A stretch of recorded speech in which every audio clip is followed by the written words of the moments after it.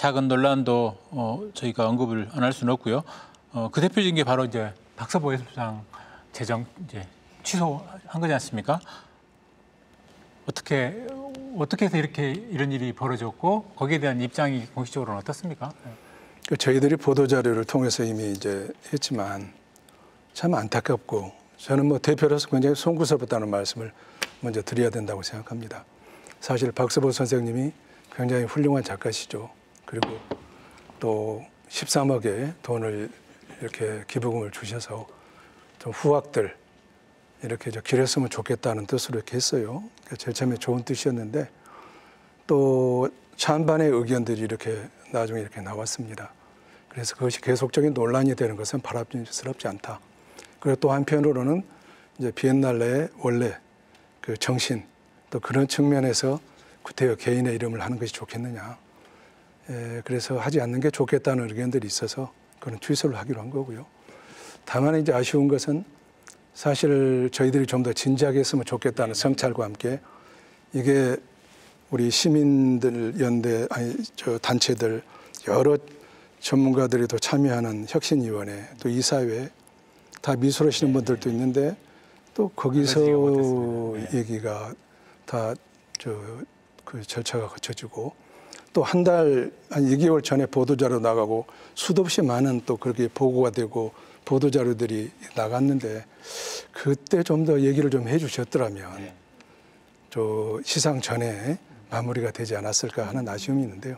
그러나 기본적으로는 저는 대표가 좀 더 신중했어야 된다고 생각을 하고요. 그건 굉장히 송구스럽게 생각을 합니다. 네, 알겠습니다. 혹시 뭐 박서보 예술상 관련해서 뭐 길게 이야기할 내용은 아닌데 싶고요. 한번. 네. 거기에 대해서 이렇게 여론조사가 이렇게 왔었어요. 저는 단번에 반대해서 표를 던졌고, 그건 있을 수 없는 얘기다.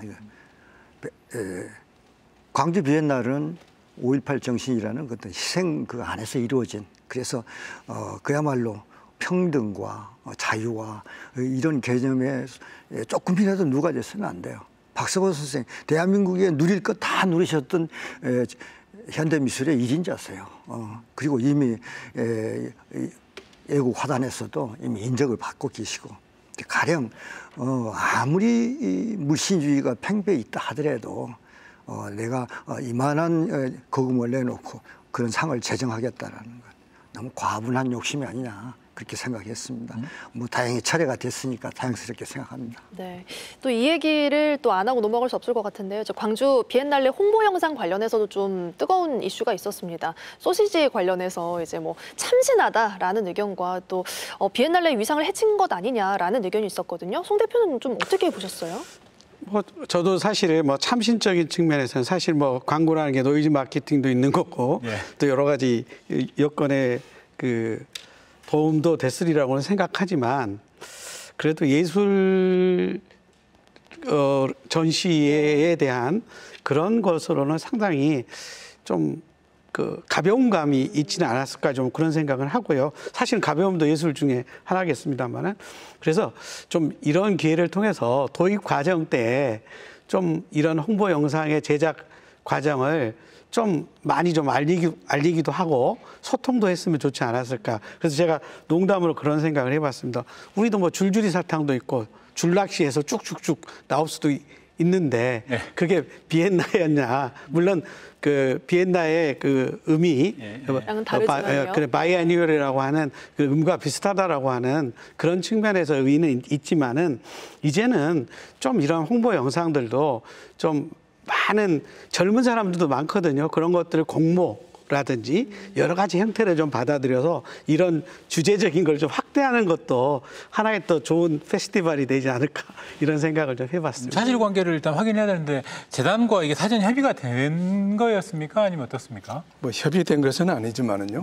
저는 뭐 찬반 양론이 있을 수 있다고 생각을 해요. 우리가 SNS를 통해서도 하고 그다음에 방송을 통해서도 하고 그다음에 지면을 통해서도 정말 다양한 방법으로 홍보를 하거든요. 그 중에 하나라고 생각이 되고요. 이제 그게 어떻게 또 이슈가 됐네요, 보니까. 뭐 다양한 저는 의견이 있을 수 있다 생각을 합니다. 한편으로는 또 비엔날레가 너무 우리가 품격을 따지는 그런 것이냐. 비엔날레조차도 비엔날레가 다른 것을 용인하지 못한다고 하면 그럼 어디에서 우리가 그 용인을 하지? 또 그런 의견도 있고 그럼에도 불구하고 또 그거는 좀 품격에 맞지 않느냐. 또 여러 가지 의견들을 저희들이 듣고 있고요. 그다음에 그런 의견들을 저희 내부에서도 검토하지만 또 시에다도 또 전달을 해서 나중에는 또 종합적으로 더 검토를 해보도록 그렇게 하겠습니다. 저는 그 지역적인 비엔날레 홍보 그것을 좀 다른 관점에서 말씀드리고 싶어요. 가령 제2의 비엔날이 있었죠. 이사님 기억하실 텐데 그때 5개의 주제를 걸고 그리고 각 그 5분야에 다 유명하신 큐레이터 분들을 모셨어요. 그런데 그 안에서 속도전을 맡았던 그 제랄드 해몬 같은 분은 네네. 그 양반이 강주 비엔날에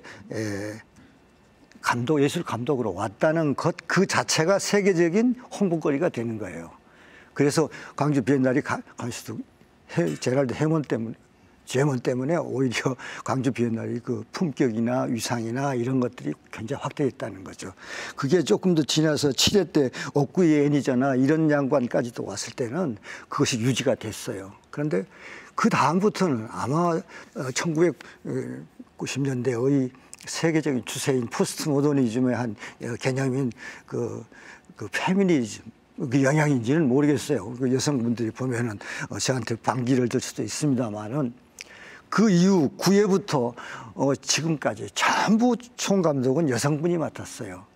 그런데 그 여성분을 비하하는 건 아니고 다만 저는 작가를 선정하는 과정이 선정하는 예술 감독이나 큐레이터도 아티스트예요. 네. 그러려면은 몸으로 뛰어야 한다고 생각해요. 그럼 그 작가를 가만히 앉아서 모니터 안에서 그 작가를 연구하고 선정할 것이 아니라 그 현장에 직접 가서 그 작가의 주변 환경은 어떻게 이 작가의 이런 작품을 만들어내는데 영향을 줬는가 또는 그 주변에 어떠한 것들이 이 작가를 이렇게 생성시켰는가라는 것들에 대해서 실제로 같이 체험을 하는 과정을 통해서 작가를 실렉션해야 된다라는 그런 생각을 해요. 그런데 거의 최근에도 아마 그 젊은 큐레이터들은 여전히 모니터 안에서 자료들을 분석하고 또 그 창고 속에서 자료들을 끄집어내서 이렇게 통합시키고 그런 작업을 해서는 올바른 작가를 끄집어내기가 어렵다. 그래서 홍보 분야를 오히려 좋은 작가와 좋은 전 세계에서 알려져 있는 그런 감독을 예술 감독을 우리가 응용해야 한다. 지금 배 작가님 이야기는 예. 네, 예술 감독의 역량 부분에서 총 감독의 역량 부분에서 좀 많이 미흡함을 느꼈고 또 거기서 가장 중요한 게 발로 뛰는 작업들이 작가를 선정하는 그렇습니다. 과정에서 발로 뛰는 작업들이 많이 부족한 것이 아니었나 현장의 목소리를 지금 말씀을 해주셨다고 저는 이제 그렇게 보고 있습니다. 예. 네, 좋습니다. 거기까지 가고요. 자. 이제 광주 비엔날레 전시 주제라든지 이런 부분들하고는 이제 별개로 가장 그 비엔날레 때마다 전후에 이렇게 이야기 나오는 게 시민과 동떨어진 비엔날레라는 이야기들이 제일 뼈아픈 대목이지 않을까. 어떻습니까? 그 경제적 효과라든지 이런 부분들에 대해서는 재단에서도 할 말은 많을 거라고 생각이 됩니다. 무형의 어떤 그런 가치들이죠. 네. 네, 항상 제가 먼저 얘기를 해서 네네. 송구스럽습니다. 사실 유무형의 이제 경제적인 효과가 있죠. 기본적으로 비엔날레 자체가 경제를 생각하는, 1차로 경제를 생각하는 거 아니지만 그러나 저는 경제적인 것도 중요하다고 보거든요. 그동안에 1회부터 13회까지 이제 관람객이 한 800여 명 왔어요. 그러니까 우리 광주 이쪽 전남 위쪽에서 오는 게 한 45% 정도가 외지에서 왔고 그다음에 외국에서 온 분만 해도 한 30만 명이 넘거든요. 그러니까 그런 측면에서 보면은 저희가 2012년, 12년, 16년 다 경제적인 효과를 분석을 했지만 이제 코로나 때문에 그 전에는 못했는데 대체적으로 보면은 이제 뭐 여기서 경제적인 뭐 숫자 얘기하면은 사실 뭐 이해하기가 쉽지 않을 거예요. 네. 그렇지만 뭐 생산 유발효과가 716억이다 날마다 고용도 그다음에 한 1,062명이다 이런 통계 숫자들이 나오거든요. 그러니까 그 나름대로 경제적인 효과가 있고요. 또 못지않게 저는 무형의 효과가 굉장히 크다. 광주라고 하는 지역에 대한 이 브랜드 가치를 높인다. 그렇게 생각을 하고요. 예, 다만 이제 아쉬운 건 뭐냐면은 비엔날레가 모든 것을 다 해줄 것처럼 이렇게 좀 생각 안 했으면 좋겠다. 비엔날레는 미술 전시가 네. 주잖아요. 그러니까 이것을 플랫폼으로 중심으로 삼아서 다양한 다른 프로그램들이 만들어졌으면 좋겠고, 그다음에 관광하고 좀 연계가 됐으면 좋겠다. 1회 때 163만 명이 왔거든요. 네. 세계 비엔날레사에 이전에도 없었고 이후에도 없을 거예요.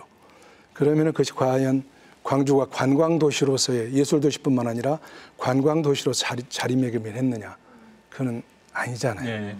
그러니까 이런 것들을 좀 관광도시로서도 기타 다른 여러 가지 프로그램들도 만들어가는 그런 노력들도 좀 했으면 좋겠다 하는 바람이 있습니다. 다른 부분들도 같이 가야 되는 부분인 것 같아요. 왜냐하면 이번 전시 같은 경우도 좀 크게 진행되다 보니까 이제 외부, 그러니까 다른 지역에 있는 사람들이 이런 얘기도 하더라고요. 이제 당일치기로 가능한가요? 했을 때 2박 3일은 오셔야 됩니다. 그래야 이제 관광 효과로도 이어질 것 같다는 그렇습니다. 생각이 네. 들더라고요. 그러면요, 우리 시민분들은 광주 비엔날레에 대해서 어떻게 생각하시는지 저희가 한번 댓글로 미리 여쭤봤거든요. 한번 살펴보겠습니다.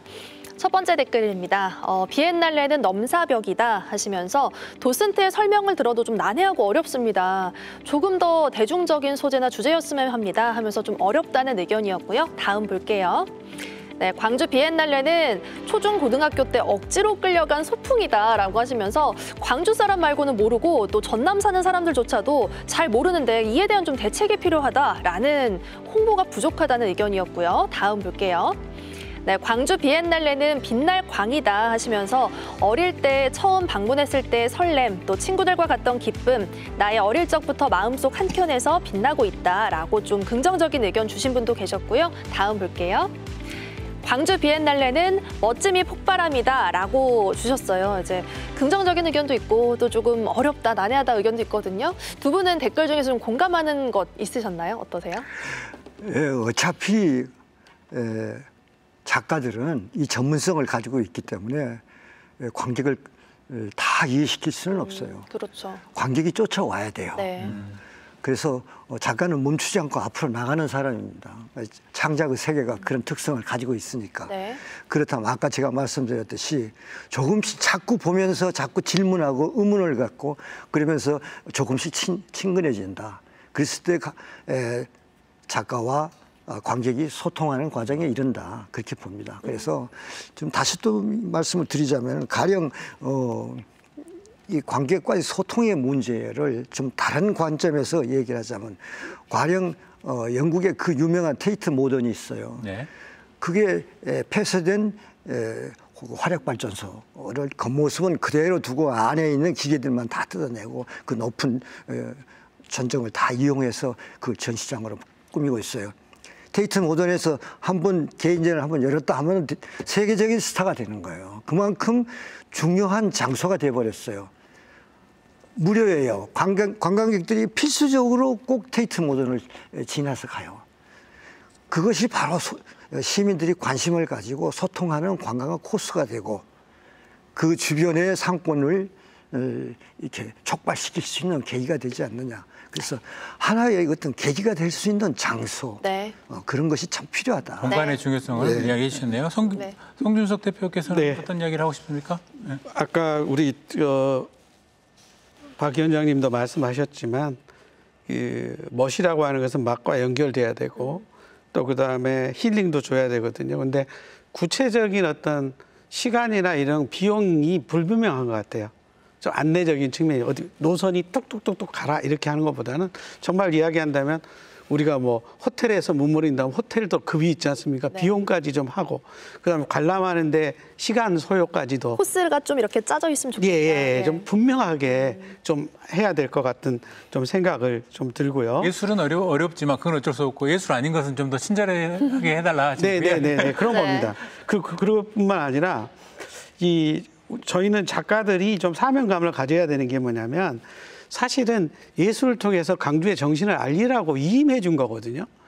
근데 그거를 만약에 작가의 전문적인 어떤 측면만 고집해 버린다고 하면 그거는 시민에 대한 외면이라고 생각합니다. 여러 가지 방법에서 소통을 저는 해야 된다고 생각하거든요. 그게 적극적인 참여라고 좀 생각합니다. 그리고 다르다 할지라도 다름은 서로 예술적인 세계에서 그 지평을 넓힐 수 있는 어떤 계기가 되는 거잖아요. 그런 측면이기 때문에 수많은 사람과 다르더라도 서로 여러 가지를 공론화시킬 수 있는 장이 마련돼야 된다. 그래서 위원회라든지 이런 것들이 시민들이 좀 전체적으로 참여할 수 있는 그 미술만 참여하는 게 아니라 네. 여러 그에 관계되는 사람들이 그 참여해서 다음의 미래, 저는 이제 그런 생각을 해봤거든요. 강주 비엔날레 오브 투말로라고 하는 30주년 맞으면서 그런 위원회 속에서 이종적인 사람이 모여야 된다고 생각해요. 제가 책을 쓰기 시작할 때 광주 화과에 30명을 지금 알리는 작업을 했는데 그것도 제가 어떻게 생각하면 도서관적 기능이 미술가적 기능하고 같이 한 거가 아니겠습니까? 제가 출판 기념회를 제가 카톨릭 교도인데 사실은 절에서 하거든요. 네. 이게 전혀 다른 것들이 서로 맞추면 새로운 지평의 세계를 엽니다. 그래서 좀 생각의 사고의 전환을 너무 어떤 특정의 사람의 영역이라고 생각하지 않고 좀 더 넓게 생각하면 저는 비엔날레의 성공은 좀 보인다. 그렇게 좀 생각합니다. 어찌됐든 비엔날레의 지평을 조금 더 넓히려는 그런 노력들이 굉장히 네. 필요한 거고 네. 대안으로서 지금 광주 시민보다 많은 예술계뿐만이 아니라 네. 보다 네. 많은 각 층에서 참여하는 어떤 뭐 위원회가 됐든 어떤 그런 창구가 좀 있었으면 좋겠다라는 제안을 지금 해주신 거네요. 네.